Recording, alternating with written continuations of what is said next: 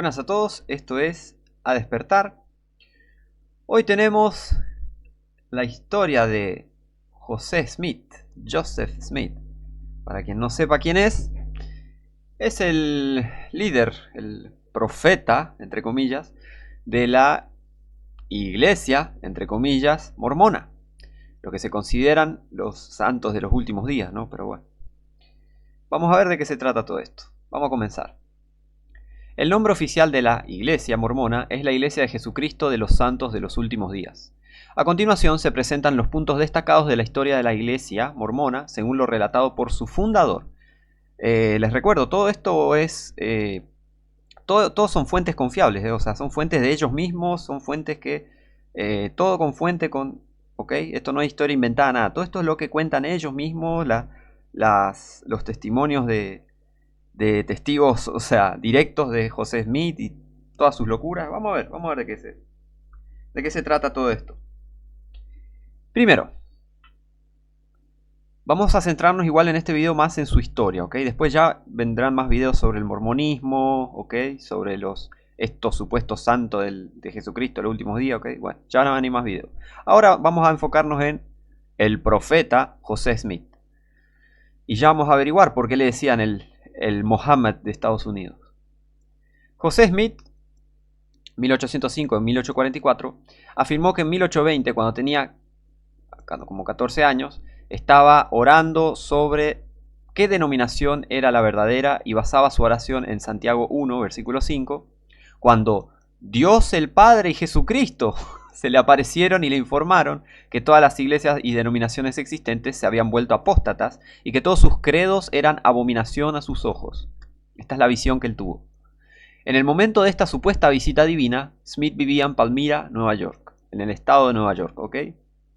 Smith afirmó que aproximadamente 3 años y medio después, el 21 de septiembre de 1823, se le apareció un ángel y le dijo que tenía una obra que realizar. El ángel, llamado Nefi o Moroni, le describió la ubicación de un libro escrito en planchas de oro. ¡Wow!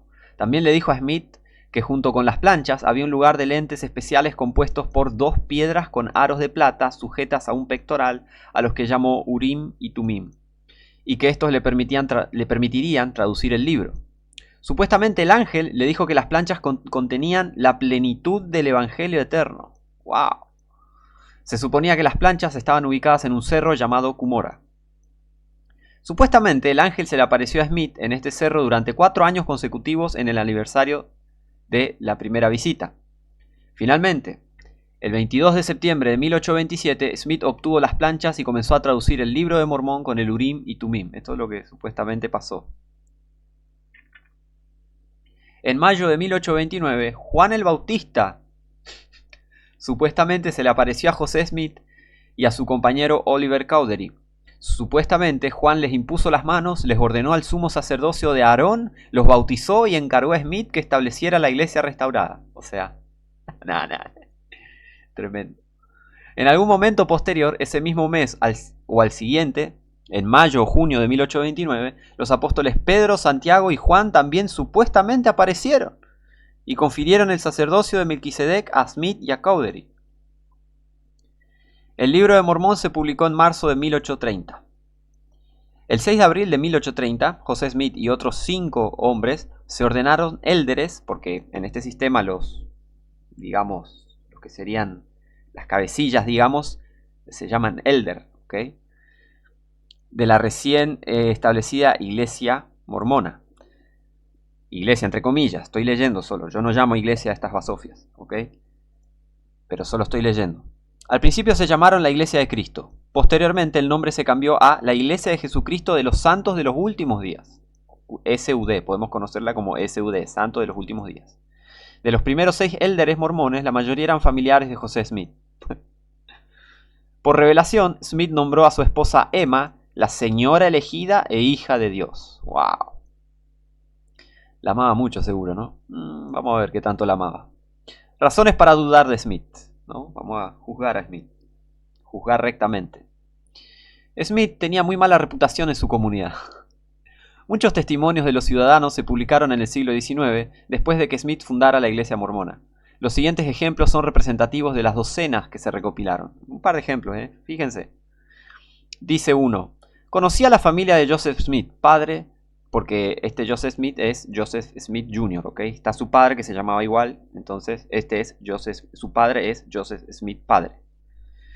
Conocí a la familia de Joseph Smith padre, tanto antes como después de convertirse al mormonismo, y me permito afirmar que ninguno de los varones de la familia Smith merecía crédito alguno. Eran hombres perezosos, desmedidos e indignos, muy adictos a la mentira. En esto solían jactarse de su habilidad. Su principal ocupación era buscar dinero. En cuanto a la especulación con la Biblia de oro,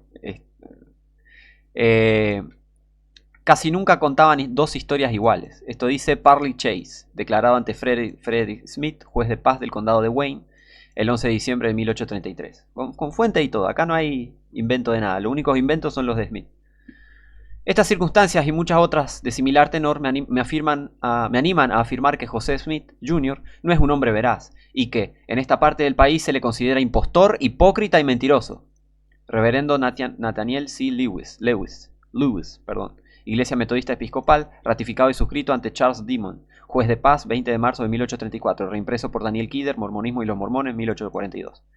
O sea que era un impostor, hipócrita y mentiroso. El candidato ideal para fundar una falsa religión, ¿o no? ¿Eh? Antes de escribir el libro de Mormón, Smith fue condenado por un tribunal de justicia por engañar a la gente con una piedra que, según él, podía localizar un tesoro escondido. Esto no es broma, gente. Esto no es broma. El 20 de marzo de 1826, Joseph Smith fue juzgado y declarado culpable de engañar a la gente en el estado de Nueva York al afirmar que podía encontrar un tesoro escondido mediante una piedra. Fue condenado por el juez Albert Neely en Bainbridge, Nueva York. Aunque esto se publicó en la revista Fraser's Magazine en 1873, la Iglesia Mormona durante años afirmó que no era cierto. En 1971, Wesley P. Walters localizó los registros judiciales originales en el sótano de un edificio gubernamental en Norwich, Nueva York. Les recuerdo, Nueva York era el estado de donde era Smith, ¿ok? Y el estado en donde hizo muchas de sus hazañas. Estos documentos prueban sin lugar a dudas de que Smith era un mirador de cristales convicto. ¿Qué quiere decir? Alguien que pispeaba, que espiaba porque siempre estaba buscando plata y siempre estaba buscando cosas mediante piedras y cristales y cosas así. Es un tipito muy, muy raro. El tribunal determinó que en Palmira, Smith fingió saber, al observar esta piedra, dónde se enterraban monedas acuñadas en Pensilvania y que durante su estancia en Palmira había averiguado con frecuencia de esa manera dónde se encontraban objetos perdidos de diversa índole. O sea, supuestamente le decía, esta piedra me guía y para buscar tesoros y eso. Pero bueno, vamos a ver cómo terminó eso. A continuación se describe una de las aventuras de Smith con su piedra mágica. En una colina agreste, ahora parte de la granja de Jacob Skinner, su piedra descubrió una tonelada de lingotes de plata que habían sido enterrados por españoles cansados mientras remontaban el río Susquehanna. Se emprendió una expedición para recuperarlos tan pronto como Smith pudo reunir suficientes seguidores para realizar el trabajo. O sea, supuestamente Smith le dijo a la gente, che, acá encontré un tesoro, vamos a buscarlo. Fíjense. A diferencia de St. Paul, Joe no trabajaba con sus propias manos y no dudaba en cobrarle a nadie. Se realizaron varias excavaciones circulares en la cima de una colina, la mayor de las cuales tenía unos 35 pies de diámetro, aproximadamente de la misma profundidad. El agua se drenó hacia el sur y una choza cubrió el agujero de las miradas de los burladores y los profanos. Los excavadores habían trabajado arduamente y estaban a punto de hacerse con la plata cuando el encanto lo movió 300 pies al noreste. O sea, de repente, no, acá no es, vamos allá. Joe lo rastreó con su piedra hasta su escondite. Esta vez no estaba tan bajo la superficie, solo unos 6 metros, y los fieles volvieron a trabajar con ahínco. Después dice que la plata volvió a escaparse y aterrizó 15 pies más allá del gran agujero. Decidieron capturarla si pasaban la colina con un tamiz.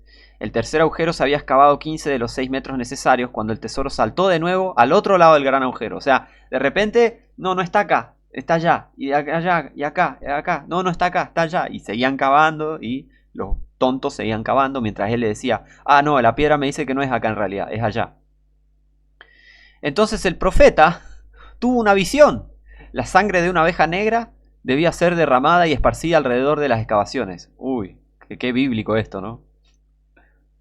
Cuac, ironía. Las ovejas negras escaseaban, y mientras esperaban una, los fieles obtuvieron el necesario descanso. Finalmente, al no aparecer ninguna oveja, Joe dijo que un perro negro podría responder. Ah, bueno, ¿no hay una oveja negra? Bueno, con un perro. Vamos a sacrificar un perro entonces. Un perro negro está bien. ¿O no? Lógico. ¿No? Por lo tanto, se mató a un perro y se esparció la sangre en el suelo. Después de eso, la plata nunca fue... bueno, lejos. Aún así, bailaba alrededor del gran agujero con tanta vivacidad que la excavación frecuentemente para capturarlo no sirvió de nada.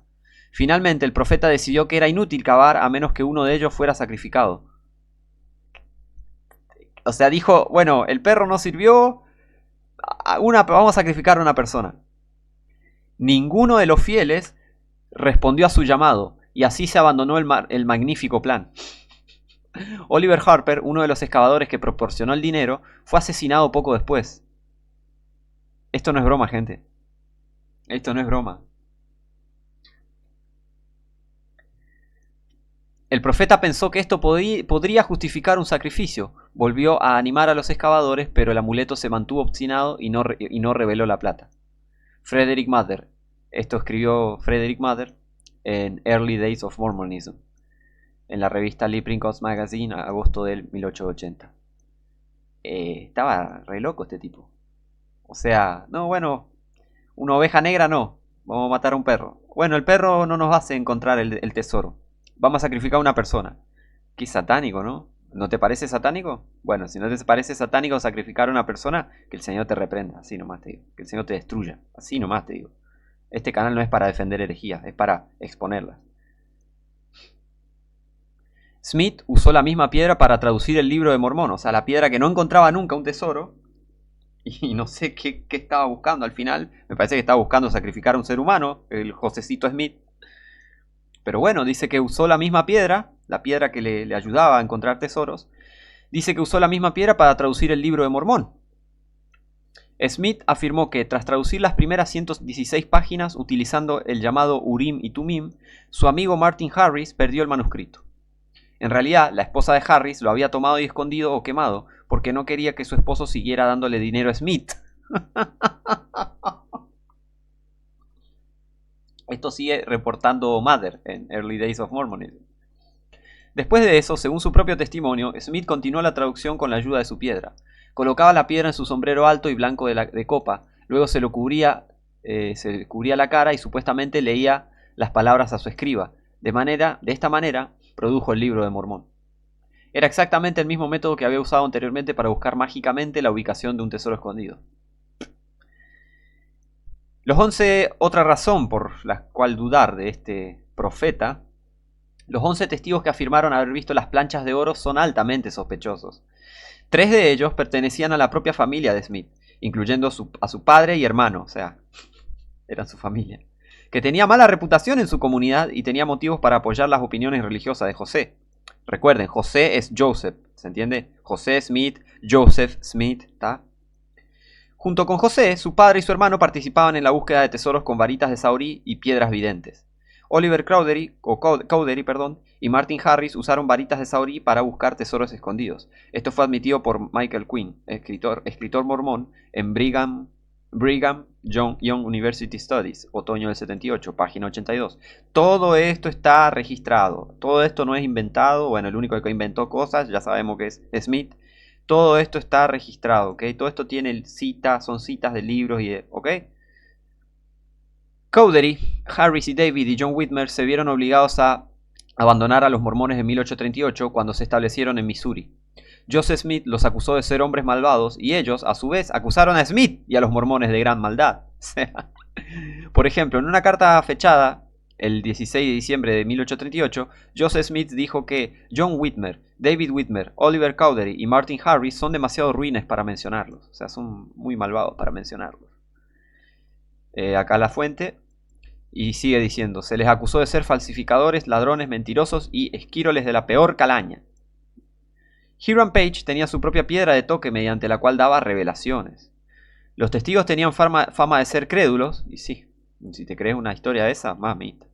Y algunos de pasar de un movimiento religioso a otro. Por ejemplo, Martin Harris fue primero cuáquero, o sea, los Quakers, era un tipo de religión ahí de secta, básicamente. Luego universalista, después restauracionista, luego bautista, luego presbiteriano y finalmente mormón. Acá la fuente. En total, Harris cambió sus convicciones religiosas al menos 13 veces. Bueno, estaba indeciso, me parece. Se ha demostrado que los relatos del libro de Mormón son falsos, obviamente. Contiene lo que se supone es el relato de una antigua civilización en América, descendiente de los hebreos, a la que Jesucristo se apareció después de su resurrección. Los dos grupos principales del libro de Mormón son los nefitas y los lamanitas. La historia narra la historia de... valga la redundancia, ¿no? Narra la historia de un grupo familiar liderado por un profeta israelita llamado Lehi. Dios le advierte que huya de Jerusalén en el año 600 a.C. Él y su familia se dirigen al sur de Arabia, donde construyen un barco para cruzar el Océano Pacífico hacia América. Bueno. Dos de sus hijos, Nefi y Lamán, luchan por el liderazgo. Esto lleva a la división del grupo en dos facciones en pugna, los nefitas, generalmente los buenos, y los lamanitas, generalmente los malos.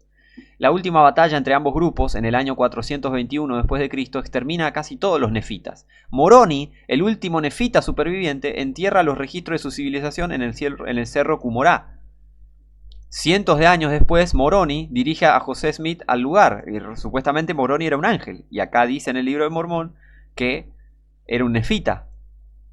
Anda a entender, ¿no? Algunos registros dicen Nefi, ¿ok? Algunos registros dicen Nefi, otros dicen Moroni. Son todos registros históricos, por así decirlo, del mormonismo, ¿ok?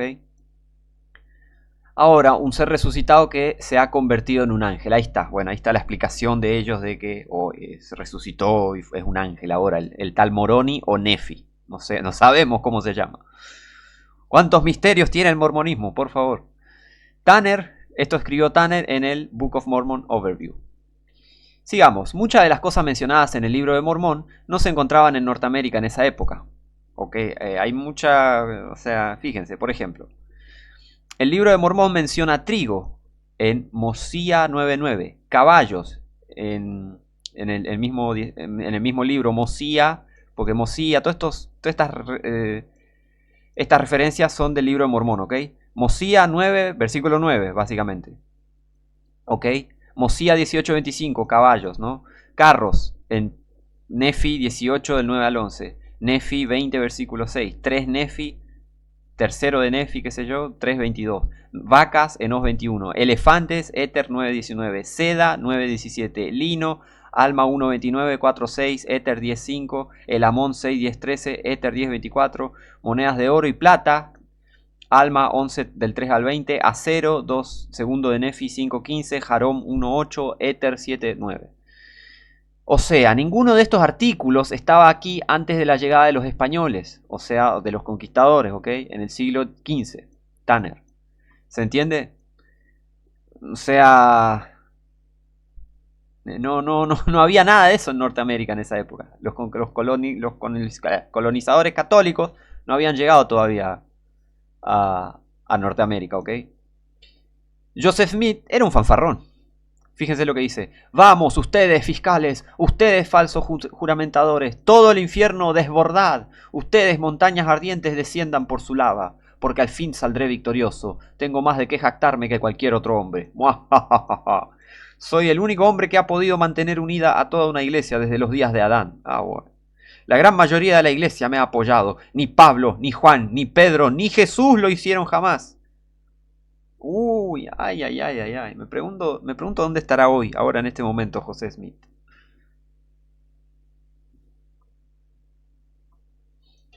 Dice, ¿qué más dice? Me jacto de que ningún hombre haya hecho jamás una obra como la mía. Los seguidores de Jesús huyeron de él, pero los santos de los últimos días aún no han huido de mí. Cuando puedan librarse de mí, el diablo también se irá. Esto lo dijo José Smith en un sermón el domingo 26 de mayo de 1844. Nauvoo, Missouri, Historia de la Iglesia, volumen 6, páginas 408 y 409. Esto es todo, está todo registrado, gente. Después, ¿qué más dice este hereje? Pero soy erudito y sé más que todo el mundo junto. El Espíritu Santo de todos modos lo sabe y está dentro de mí, y comprende más que todo el mundo, y me asociaré con él. He predicado un poco de latín, un poco de hebreo, griego y alemán, y lo he cumplido todo. Esto dijo, bueno, acá está la fuente. He recibido toda la verdad que poseía el mundo cristiano y además una revelación independiente, y Dios me llevará triunfante. Ahí está la fuente. Todo esto dijo José Smith. Era medio fanfarrón el tipo. Medio que se alababa a sí mismo. Smith llevaba un talismán mágico. Cuando Joseph Smith fue asesinado a tiros, llevaba en el bolsillo un amuleto mágico que representaba al dios pagano Júpiter. Esto fue documentado en 1974 por el Dr. Reed Durham, director del Instituto de Religión SUD, Santo de los Últimos Días, de la Universidad de Utah. Él presentó la evidencia de un discurso ante la Asociación de Historia Mormona el 20 de abril de 1974. Durham testificó que el talismán que llevaba Smith, que tiene la forma de una moneda de plata, fue descrito en un libro de magia impreso en Inglaterra en 1801. Júpiter era el dios griego Zeus, ¿ok? El talismán ocultista se usaba para obtener riqueza, favor, poder, amor y paz, así como para ganarse el afecto de las mujeres. Sin duda ese suena como el tipo de talismán que llevaría José Smith. Ya vamos a ver. Smith era un mentiroso y adúltero, por eso llevaba ese amuletito, ¿no? Para las minas, como se dice por ahí, para las mujeres. En un sermón del domingo 26 de mayo de 1844, Smith testificó que solo tenía una esposa, cuando en realidad tenía docenas. Consideren lo que dijo: qué terrible es que un hombre sea acusado de adulterio y de tener 7 esposas, cuando yo solo puedo encontrar una. Anda. José Smith, mayo de 1844. En realidad, Smith había proclamado en privado a su círculo íntimo que los matrimonios anteriores eran nulos y que las mujeres que habían estado casadas anteriormente tenían libertad para contraer nuevas nupcias. El propio Smith tenía unas 48 esposas y varios otros líderes mormones también habían contraído múltiples esposas. Medio que era medio fornicador el tipo. La afirmación de Smith de poder obrar milagros era falsa. Ejemplo, sin embargo, anunció que cierta tarde, al anochecer, caminaría sobre el agua. El lugar que había elegido era vigilado por jóvenes gentiles hasta que uno de los seguidores de Smith fue visto construyendo un puente de tablones justo debajo de la superficie. ¿Se entienden? Preparando el supuesto caminar sobre el agua. Aprovechando la oportunidad, los jóvenes quitaron los tablones exteriores quitaron los tablones exteriores. Antes de intentar caminar, el profeta exhortó a sus seguidores a tener una fe firme. Cuando su puente cedió repentinamente, nadó hasta la orilla y dijo: ¡ay de vosotros, de poca fe! Vuestra fe no me sostendría. ¡Qué payaso! Acá está la cita. Sigamos, ¿qué más? Otra hazaña. La afirmación de Smith de poder leer lenguas antiguas era falsa. Que el profeta no era muy avanzado ni en griego ni en inglés se desprende de una historia relatada por el reverendo Henry Caswell, quien visitó Nauvoo, Illinois, en 1842. Llevaba consigo un ejemplar del Salterio en griego que le entregó al profeta y le pidió que explicara su contenido. Smith lo miró unos instantes y luego respondió: no es griego en absoluto, salvo quizás algunas palabras. Lo que no es griego es egipcio, y lo que no es egipcio es griego. Este libro es muy valioso, es un diccionario de jeroglíficos egipcios, o sea, el Salterio, esto está traducido, los salmos en griego, y dice: no, estos son jeroglíficos egipcios. Señalando las mayúsculas al principio de cada verso, dijo: estas figuras son jeroglíficos egipcios, y lo que sigue es la interpretación de los jeroglíficos, escrita en egipcio reformado. Esos caracteres son como las letras grabadas en el planchas de oro, ¿no? En el libro de planchas de oro. Ante esto, los mormones comenzaron a felicitar al señor Caswell por la información que estaba recibiendo. «Listo», dijeron, «se lo dijimos. Les dijimos que nuestro profeta les daría satisfacción. Nadie más que nuestro profeta puede explicarnos estos misterios». El profeta entonces intentó comprar el libro, argumentando que no podría serle útil a Caswell, porque no lo entendía. Acá está la cita, la fuente, mejor dicho. Tras la organización de la iglesia mormona, José Smith dio una revelación que establecía que los santos podían reunirse en el condado de Jackson, Missouri. Para los líderes mormones, esta no era una tierra común. Enseñaban que este era el lugar donde se encontraba el Jardín del Edén. Así es. El Jardín del Edén no está en Irak. Está en el condado de Jackson, Missouri.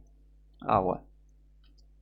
Bruce R. McConkie declaró: los primeros hermanos de esta dispensación enseñaron que el Jardín del Edén se encontraba en lo que conocemos como la Tierra de Sión, una zona cuyo centro es el condado de Jackson, Missouri. El Jardín del Edén en Estados Unidos. Ay, ay, ay. Esto está escrito en Doctrina Mormona, página 20. En junio de 1834, mientras viajaba hacia Independence, Missouri, José Smith descubrió el esqueleto de un hombre. Sin embargo, no se trataba de un esqueleto común. El espíritu del Todopoderoso le reveló a José Smith que la persona cuyo esqueleto tenía ante él era Zelf, un lamanita blanco y un hombre de Dios. Lamanita, ¿recuerdan la historia esa del libro de Mormón? La historia ficticia, obviamente. Que murió durante la última gran lucha de los lamanitas y los nefitas. Bueno. Ahí está la cita. Sigamos con las hazañas de Josecito. De joven, su familia se mudó al estado de Nueva York. A pocos kilómetros de su casa había una colina que José Smith más tarde llamó el Cerro Cumora. Según José Smith, no era una colina cualquiera, pues en ella se libraron dos de las mayores batallas de la historia. Bruce McConkie, del primer consejo de los 70, declara: tanto la civilización nefita como la jaredita libraron sus últimas grandes guerras de extinción en y cerca del Cerro Cumora, o Ramá, como lo llamaban los jareditas, cerro ubicado entre Palmyra y Manchester, en la parte occidental del estado de Nueva York. O sea, ay. Fue aquí donde Moroni ocultó las planchas de oro en las que se tradujo el libro de Mormón. Obviamente esta historia ficticia está llena de agujeros, obviamente. No vas a confiar en un endemoniado que te cuente cosas así, ¿no? Incluso en 1892 la enseñanza de que la luna estaba habitada apareció en una publicación mormona. En un artículo publicado en el Young Woman's Journal, O.B. Huntington declaró: astrónomos y filósofos han afirmado, desde tiempos casi inmemoriales hasta hace muy poco, que la luna estaba deshabitada, que no tenía atmósfera, etc. Pero descubrimientos recientes, gracias a potentes telescopios, han puesto en duda a los científicos sobre la antigua teoría. Casi todos los grandes descubrimientos de la humanidad en el último medio siglo han contribuido de una forma u otra, directa o indirectamente, a demostrar que José Smith fue un profeta. Ya en 1837, Seke dijo que la luna estaba habitada por hombres y mujeres, al igual que esta tierra, y que vivían una edad mayor que la nuestra, y que generalmente viven cerca de los 1000 años. Describió a los hombres como de una estatura promedio de casi 6 pies, 1.83 metros, y vestidos de manera bastante uniforme con un estilo similar al de los Quakers, o sea, los cuaqueros. En mi bendición patriarcal impartida por el padre de José, el profeta, en Kirtland, en 1837, se me dijo que debía predicar el evangelio antes de cumplir los 21 años, que debía predicar el evangelio a los habitantes de las islas del mar y a los habitantes de la luna, incluso el planeta que ahora pueden contemplar. Bueno. Acá está la cita, acá está la fuente. Y fíjense cómo describió a estos tipos, ¿no? Esta es la descripción que dio Joseph Smith, el vidente, quien podía ver todo lo que le pedía al Padre en el nombre de Jesús. Esto dice, bueno, el diario de Oliver Huntington. Aunque muchas personas no aceptaban las afirmaciones de José Smith, porque algo de neuronas tenían, varios apoyaron sus ideas, porque no tenían neuronas. Martin Harris, por ejemplo, brindó apoyo financiero a José Smith y se convirtió en uno de los 3 testigos del libro de Mormón. Al igual que Joseph Smith, Martin Harris fue un hombre visionario. A pesar de la naturaleza fantasiosa de la historia de Joseph Smith y su carácter turbio, la iglesia mormona creció gradualmente.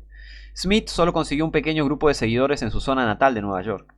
Su obra se vio muy obstaculizada por su reputación y la de su familia. El siguiente testimonio proviene de un periódico de Palmyra, Nueva York, y está fechado el 12 de marzo de 1831. Dice: la cuestión de la Biblia de oro despierta poco interés en esta zona del país, ya que sus seguidores son pocos y, por lo general, pertenecen a la escoria de la comunidad y a la gente más analfabeta que se pueda encontrar. Además, hay muchas razones para dudar de la sinceridad de muchos de ellos.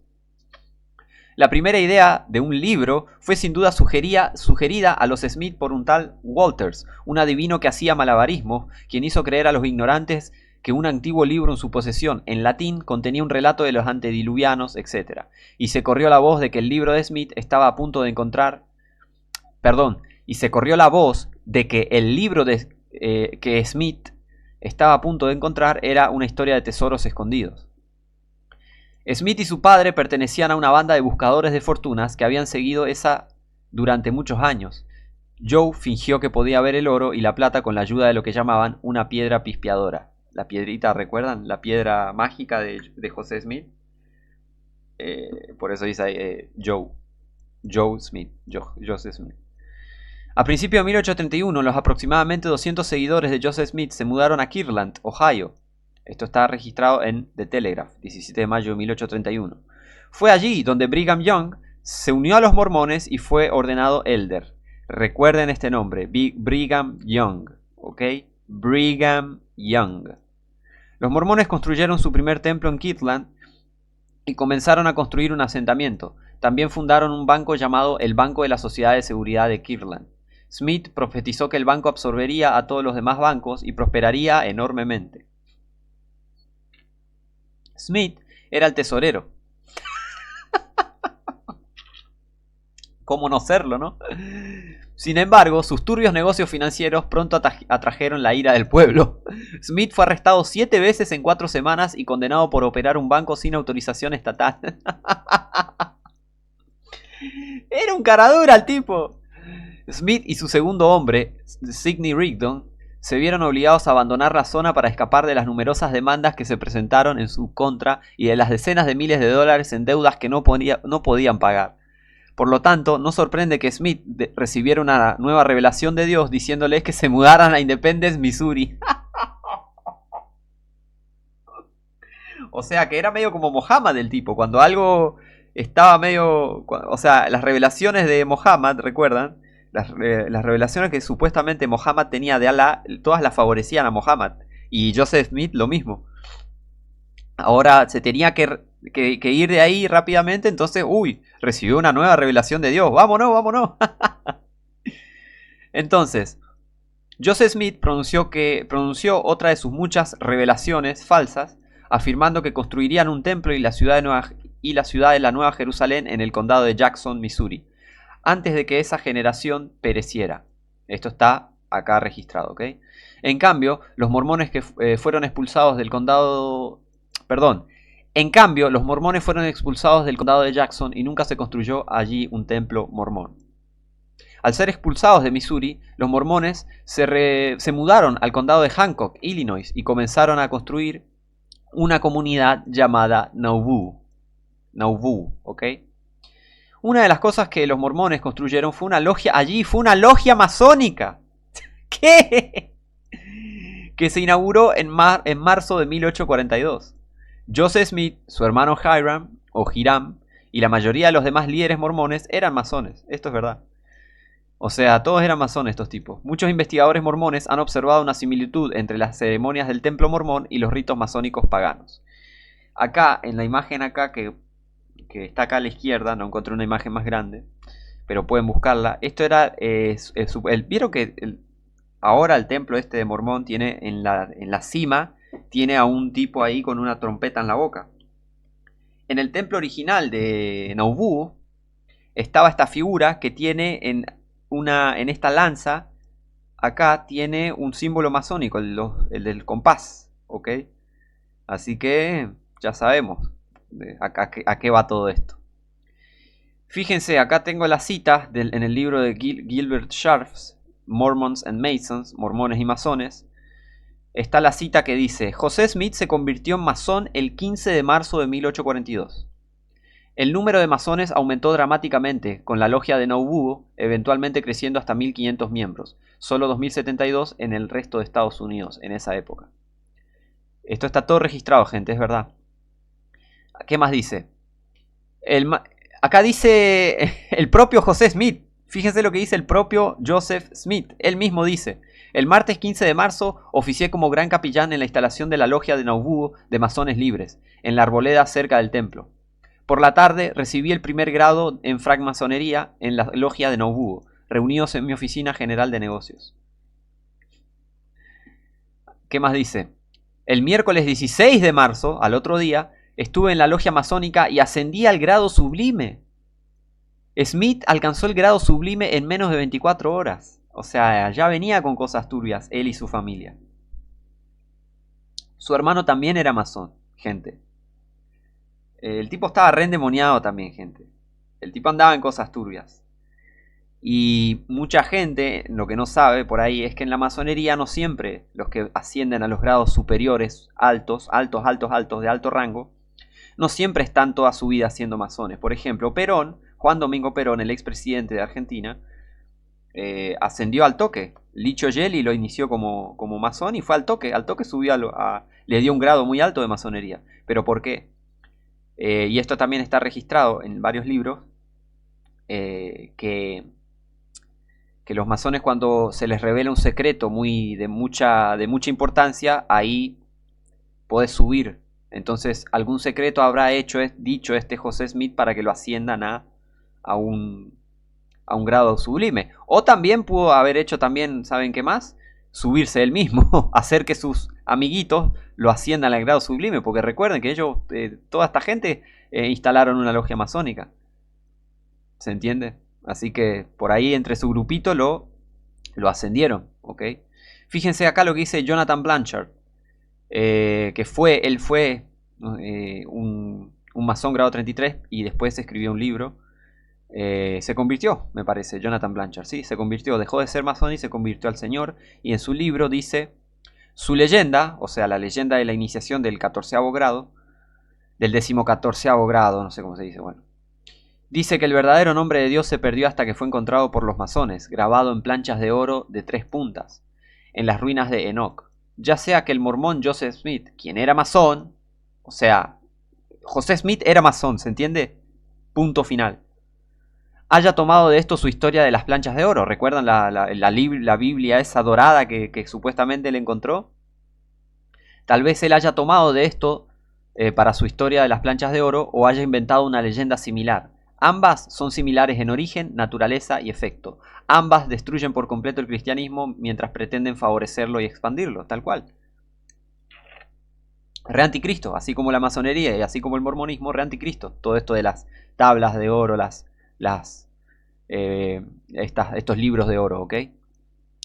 Los primeros 5 profetas de los últimos días fueron masones. Joseph Smith, Brigham Young, ¿recuerdan este nombre? Brigham Young.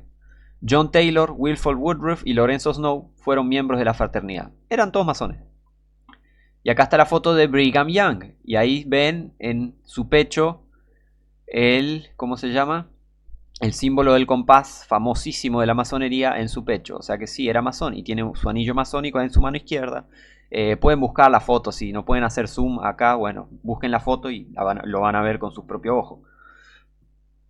Perdón. Fíjense que el mormonismo y la masonería utilizan varios símbolos similares. Ya voy a hacer más adelante un estudio solo de masonería, pero ya les voy a explicar más en otro video, pero ahora vamos a ver un par de cosas nomás. Aunque se utilizan los mismos símbolos, existen numerosas referencias a ellos en la historia de los santos de los últimos días que datan de mucho antes de que Joseph Smith se convirtiera en masón. De hecho, Matthew Brown, autor de Explorando las conexiones entre mormones y masones, ha encontrado varias referencias anteriores a 1842. Por ejemplo, el ojo que todo lo ve.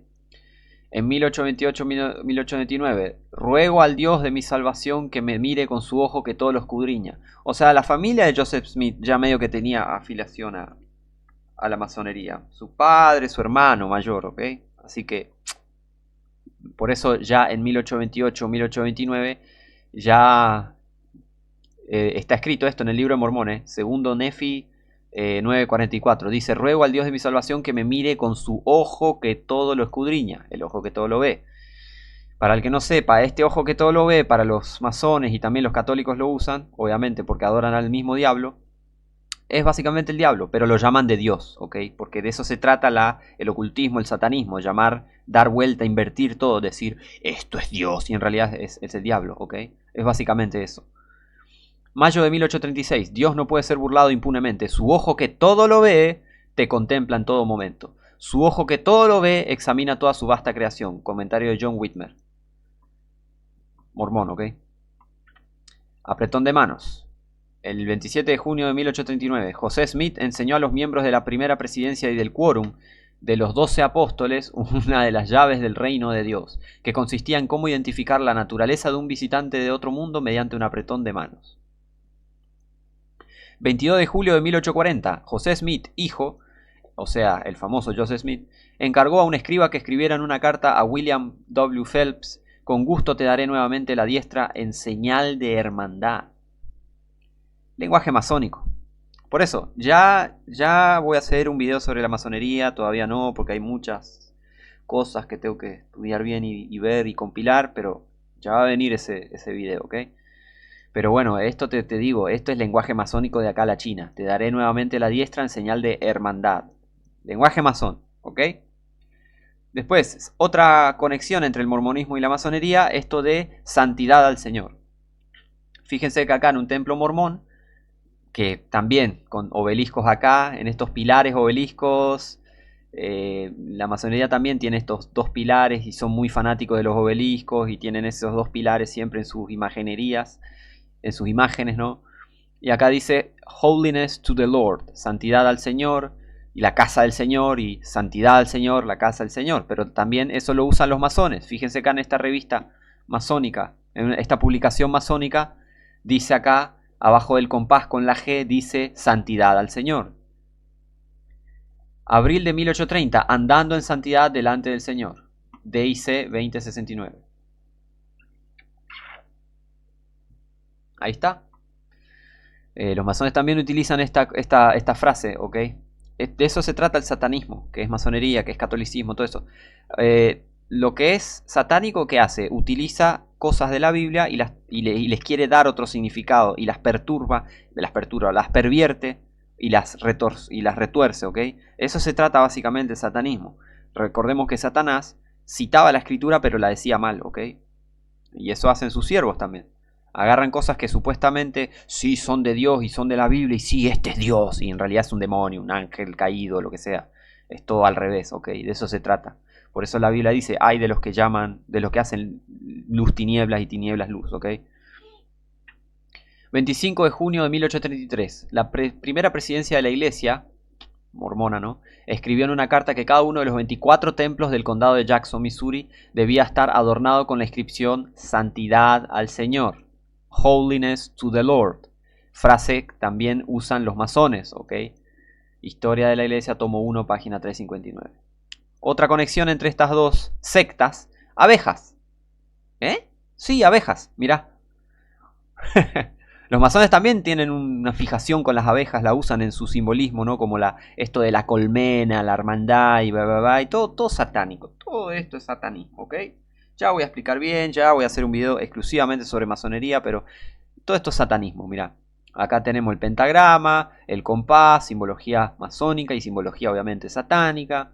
Y acá esta es la orden de las abejas, ¿no? Y acá está el panal y las abejas, ¿no? Son como esto es como una hermandad, una fraternidad masónica básicamente y acá dice para jóvenes y para chicos y chicas, ¿viste? 1829. En el libro de Mormón, Éter 2, versículo 3, dice hay abejas llamadas Deseret. Y vemos que eso también es de la masonería, ¿no? Noviembre de 1832. El discípulo de Jesucristo debe ser diligente como las abejas. Evening and Morning Star, una publicación mormona, volumen 1, número 6. Los líderes de la iglesia mormona primitiva coincidieron en que la masonería se remontaba al sacerdocio. O sea, ellos admiten, medio que ni les importa. Ni les importa decir, bueno, sí, bien, bueno, sí, sí, la masonería, el mormonismo y bla, bueno. Están tan ciegos que ni lo ven. Pero bueno, por eso, de eso se trata, de que estén ciegos, o sea, están ciegos, por eso no ven todas estas mentiras, ¿ok? En su libro, Explorando la conexión entre mormones y masones, Matthew Brown incluye varias declaraciones de destacados santos de los últimos días de la iglesia primitiva. Escribe, estas citas establecen el punto de vista de algunos santos de los últimos días del siglo XIX con respecto al origen de la masonería. La primera declaración proviene del escriba de Joseph Smith, Willard Richards, que fue escrita por él en el día o muy cerca del día en que el profeta fue elevado al grado de maestro masón. Las declaraciones de Herbert Kimball, un registro contemporáneo, y de Benjamin F. Johnson, un relato evocador, reflejan el pensamiento de Joseph Smith al respecto. Dice, el mensaje subyacente a todas estas declaraciones es coherente. Existen similitudes entre la masonería y la investidura. La investidura es un ritual que ellos usan ahí en su templo satánico, ¿ok? De los santos de los últimos días, porque la masonería es producto de la apostasía o la degeneración de un prototipo basado en el sacerdocio. Los santos de los últimos días poseen la versión auténtica. Los masones siempre juegan este juego de dialéctica hegeliana, también los jesuitas. Usan esto de, no, porque en realidad sí, esto no tiene nada que ver con esto, y mienten, básicamente mienten. Nunca puedes confiar, obviamente, en un masón, en un jesuita, porque es gente altamente endemoniada. Entonces él dice, no, no, la masonería, esto, para confundir, ¿ok? Para que nadie sepa cuál es el origen de las cosas, ¿ok? ¿Se entiende? Siempre usan ese doble discurso. O sea, era masón Joseph Smith, pero decía, ah, no, sí, la masonería es producto de la apostasía, ¿ok? Porque sí, porque los santos el último día, pero está mintiendo, sí era masón el tipo, ¿ok? ¿Se entiende el doble discurso? Era masón, pero denunciaba supuestamente la masonería, nada que ver. Willard Richards, en el 16 de marzo de 1842, dijo: la masonería tuvo su origen en el sacerdocio. Una pista para los sabios es suficiente. O sea, está diciendo que el origen de la masonería fue el sacerdocio mormón, pero nada que ver. O sea, sabemos que la masonería viene del siglo XVIII, no del siglo XIX. Heber C. Kimball, 17 de junio de 1842, dijo: existe una similitud entre el sacerdocio y la masonería. Todo esto son mormones, ¿eh? El hermano José Smith dice que la masonería se tomó del sacerdocio. Benjamin Johnson dice: Joseph Smith me dijo que la francmasonería, tal como está en la actualidad, era la investidura apóstata, así como la religión sectaria era la religión apóstata. ¿Vieron? Causando confusión, diciendo, no, bueno, porque la masonería, pero en realidad sos masón, ¿entendés? Doble discurso. Joseph Fielding, diciembre de 1843, las ordenanzas del Templo de los Santos de los Últimos Días son el verdadero origen de la masonería. O sea, esto están queriendo causar esta confusión para que la gente piense, ay, la pobre masonería, vino del mormonismo, o piensen cualquier cosa, menos que descubran la verdad, ¿ok? Todo esto es humo. Pero todo esto no niega que hay una conexión. ¿Se entiende? Todo esto es humo para confundir a la gente, pero esto no niega, no refuta que hay una conexión obviamente, entre la masonería y el mormonismo. ¿Ok? Ya lo recontra comprobamos, ¿está? Heber C. Kimball dice, 9 de noviembre de 1858, dijo: la masonería de hoy proviene de la apostasía. Ellos tienen algo correcto de vez en cuando, pero nosotros tenemos lo auténtico. Otra vez, creando humo, básicamente, para que la gente no vea claramente, ¿tá? El enigma de la investidura, esto de las ceremonias ahí en el templo mormón. Las ceremonias del templo de la naciente iglesia mormona parecen ser el área más significativamente afectada por la membresía masónica de Joseph Smith, aunque él no dejó una declaración precisa de cómo se llevó a cabo la ceremonia de investidura, o sea, realmente de dónde viene, ¿ok? Pero vamos a ver. 6 semanas después de sus iniciaciones masónicas, el miércoles 4 de mayo de 1842, en su casa de Nauvoo, José Smith concedió la investidura a una santa orden, entre comillas, de 9 discípulos, todos ellos maestros masones. Estos 9 hombres conocieron nuevas instrucciones teológicas y rituales. En 1843 se incluyeron las esposas, o sea, las montones de esposas que ellos querían tener. Esto escribió Burger en 1994, o sea, en una investigación en 1994. Reed Durham escribe: la ceremonia mormona, que llegó a conocerse como la investidura, introducida por José Smith a los masones mormones, tuvo una inspiración inmediata en la masonería. Absolutamente. Para 1844, Nauvoo era la segunda ciudad más grande de Illinois y ejercía el poder político en ese condado. La ciudad y su tribunal eran propiedad de Smith, y los mormones mantenían una milicia. La Legión de Nauvoo, que imponía su voluntad como ley, últimamente Smith se había vuelto más violento y abierto en su desobediencia a la ley. Había enviado a una banda de sus seguidores a Missouri para secuestrar a los testigos en un caso donde un ladrón mormón iba a ser juzgado. Había agredido y golpeado brutalmente a un oficial del condado en las calles de Nauvoo. Qué profeta, ¿eh? Ese absurdo tribunal eclesiástico suyo había absuelto, ¿ok? Ese absurdo tribunal eclesiástico suyo había absuelto repetidamente a hombres acusados de delitos graves y advertido a los oficiales contra cualquier intento de volver a arrestarlos. Se apropió del derecho exclusivo a comerciar con bienes raíces, vender licor, casarse y dar en matrimonio. Esto escribe John Hay, La tragedia del profeta mormón, su libro, en Atlantic Monthly, bueno, su artículo, ¿no? Bueno, sí, en su libro, en diciembre de... Acá está la cita, en diciembre de 1869. ¡Qué profeta, eh! Muerte de Smith. Fue la inmoralidad de Smith la que provocó su caída. Él y algunos otros líderes mormones habían comenzado a practicar la poligamia. En 1843 y 1844 intentaron justificar su práctica fingiendo haber recibido una revelación de Dios sobre la pluralidad de esposas. Joseph Smith y su hermano Hiram o Hiram, afirmaron haber recibido tales revelaciones. O sea, Dios me dijo que puedo hacer lo que quiera con un montón de esposas. Eso es lo que básicamente hicieron.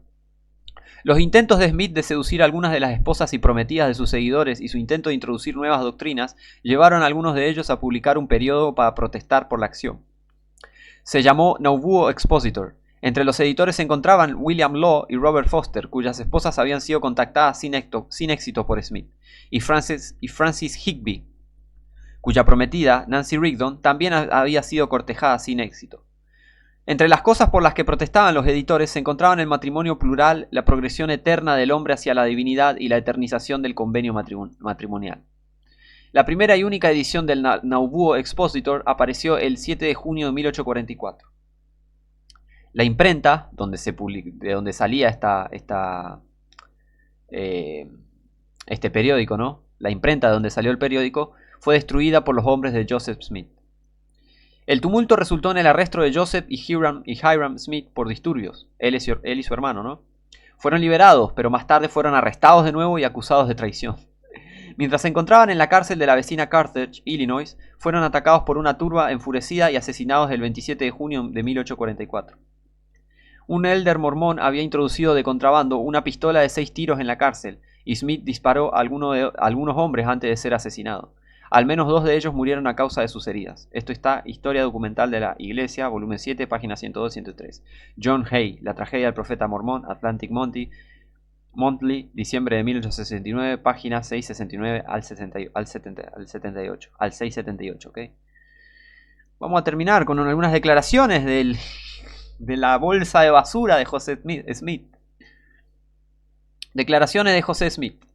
Diario de Discursos 573 dice: cuando la luz me iluminó, vi que todo el llamado mundo cristiano se arrastraba en la oscuridad.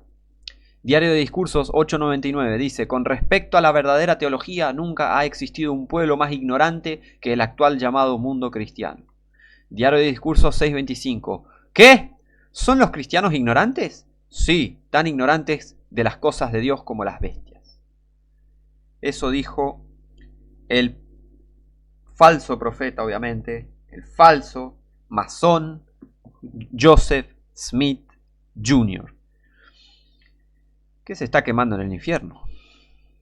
Deuteronomio 13, versículo 4 dice, en la Santa Biblia dice: en pos de Jehová vuestro Dios andaréis, y a él temeréis, y guardaréis sus mandamientos, y escucharéis su voz, y a él serviréis, y a él seguiréis. ¿A quién hay que seguir? A Jehová vuestro Dios. A Jehová Dios, a Jesucristo hay que seguir, no a los hombres. Hay mucha gente que no entiende este versículo y siguen a hombres mentirosos como José Smith. ¿Dónde van a terminar los mentirosos? O sea, los que siguen a mentirosos y a los mentirosos mismos. ¿Dónde van a terminar? Apocalipsis 21:8 dice: pero los temerosos e incrédulos, los abominables y homicidas, los fornicarios y hechiceros, los idólatras y todos los mentirosos, como José Smith, los fornicarios como José Smith, los hechiceros como José Smith, los abominables y homicidas como José Smith, los incrédulos como José Smith, y los incrédulos, abominables, homicidas, fornicarios, hechiceros, los idólatras y todos los mentirosos tendrán su parte en el lago que arde con fuego y azufre, que es la muerte segunda. Interesante, ¿no? Así que bueno, Joseph Smith no era un buen hombre, era un tipo muy maligno. Está todo comprobado esto, está todo investigado y comprobado. Así que mucho ojo con decir, no, bueno, pero los mormones también creen. Los mormones son gente que no es cristiana, no son cristianos de verdad, no son convertidos, es una secta satánica. Así que sálganse de eso. Vamos a orar para que la gente se salga de estos sistemas malignos, ¿ok? Y se van a venir más videos sobre el mormonismo y los mormones, básicamente. Ahora ya nos hicimos cargo de José Smith, ya nos deshicimos de él, ya lo juzgamos. Era un falso profeta, un masón. Y bueno, gracias a todos por mirar el video. Se vendrán más videos sobre el mormonismo, estén atentos. Muchas bendiciones a todos y nos vemos en la próxima.